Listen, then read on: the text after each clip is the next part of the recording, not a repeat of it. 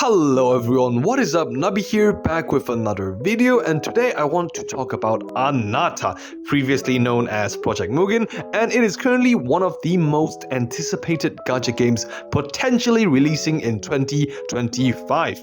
In this video, I'll go over what Ananta is, what we know so far, and my own personal expectations for the game. So sit back, relax, enjoy the video, and let's start with what exactly is Ananta.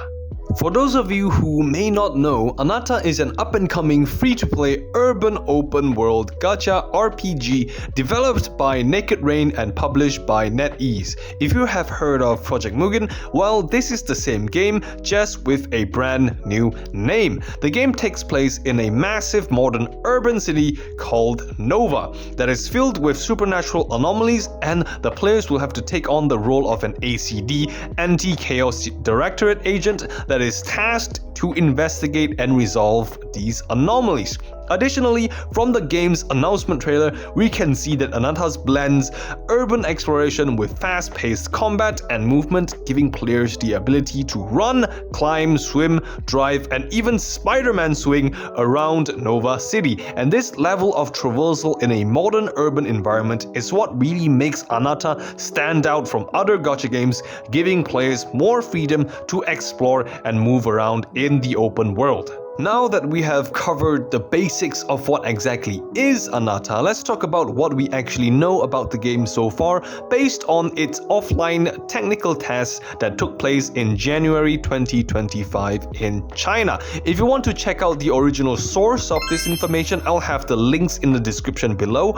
Overall, the test was very well received by the Chinese players, with some of the biggest key takeaways being that Ananta is basically a more PG-13 anime-style gacha version of the famous game series GTA, Grand Theft Autos, because like GTA, you are given a lot of freedom in how you explore and interact with the world. You can hijack cars or commandeer the vehicles of NPCs for a joyride across town. You can seamlessly enter into most buildings and shops without loading screens, play mini games such as playing mahjong, basketball, or other fitness activities in-game. You can even punch, shoot, or just mess with all the NPCs in general, like pulling away their chairs or stealing their phones and looking through their chat history, which players believe to be AI generated.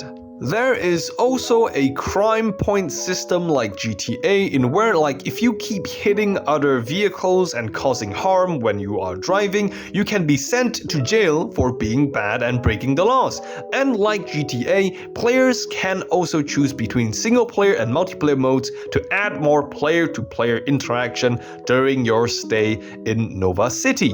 However, unlike GTA, players cannot actually harm the NPCs. As well, you can do all sorts of bad things to the NPCs, you just can't physically damage them. The world also feels populated and alive in some areas, while still feeling very empty in other areas, so the details of the world do still need some refinement. But for a first ever technical test, Ananta is already shaping up to be an ambitious and highly interactive open world experience, and I cannot wait to see how it further evolves. Now that we have covered what we know about Ananta so far, I want to talk about my own personal expectations for the game based on what I know and what I have seen so far. On a base level, I have a relatively high expectation for its open world gameplay, as I am expecting this game's open world to play like the weird but wonderful love child of Genshin Impact, Zenless Stone Zero, Spider-Man, and GTA, in where it will have the exploration of Genshin Impact, the style of Zenless Stone Zero, the urban traversal and movement of Spider-Man, and the chaos of a PG-13 GTA in its open world. And I feel that Ananta's main unique selling value is how it blends these elements into a unique open world experience. But while I do have a relatively high expectation for the open world of Ananta, I am tempering my expectations for its story and combat. For the story, I don't need it to be a 10 out of 10 masterpiece. I feel Ananta has a more casual vibe to the game, and as so long as the story is enjoyable, believable, and gives us a good reason to explore Nova City, I feel that is sufficient for a casual gacha game.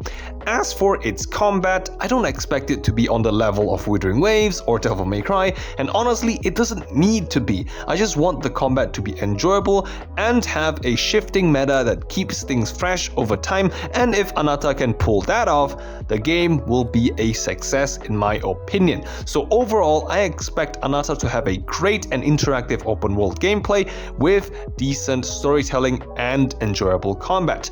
But at the end of the day, it is still too early to say how good the game will actually be. There are still a lot of unknowns, and we'll have to wait for more tests and updates from the devs before we can actually make any real judgments or expectations based on, information. I'll definitely be keeping an eye out for future news, but until then, that is all from me. If you enjoyed the video, like, share, and subscribe. And if you don't or disagree with anything I have said, feel free to call me a dumbass in the comments below. Thank you so much for watching. Nubby out.